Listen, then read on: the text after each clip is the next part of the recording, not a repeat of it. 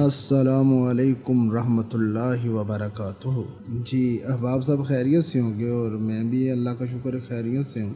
جی آج ہم آپ کے سامنے رکھیں گے کہ کوئی بندہ خواب میں افیون دیکھتا ہے، فیم، نشہ یہ دیکھتا ہے۔ پہلی چیز تو میں یہاں وضاحت کرنا چاہوں گا کہ شریعت اسلامیہ میں نشہ آور اشیاء، نشہ آور چیزیں جو انسانی ہوش کو ختم کر سکتی ہیں، وہ کسی بھی شکل میں ہو، کسی بھی صورت میں ہو، وہ حرام ہے۔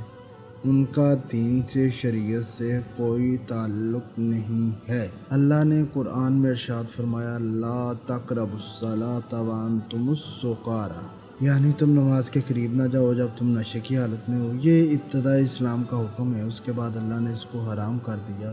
مختلف جگہ پہ اللہ نے فرمایا بھی ہے جوا اور شراب حرام ہے۔ تو یہ سمجھ لینا چاہیے کہ یہ حرام چیزیں، چاہے یہ شغل کے طور پہ استعمال کریں، چاہے نائٹ پارٹی میں استعمال کریں، چاہے کوئی شادی کے فنکشن میں، جس طرح بھی ہے یہ حرام ہے، اللہ کا غضب اور اس کی ناراضگی کا سبب بنتا ہے۔ اگلی چیز کہ کوئی بندہ خواب میں اس نے افیون دیکھی یا افیون کھائی ہے تو وہ بندہ مصیبت، غم اور پریشانی میں مبتلا ہوگا۔ اس کے لیے کوئی خیر نہیں ہے، اس میں کوئی برکت نہیں ہے۔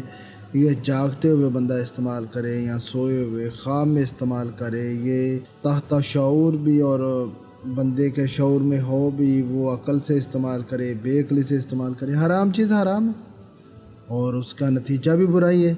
تو پھر نتیجہ تن بھی وہ شخص غم و پریشانیاں ہی دیکھے گا۔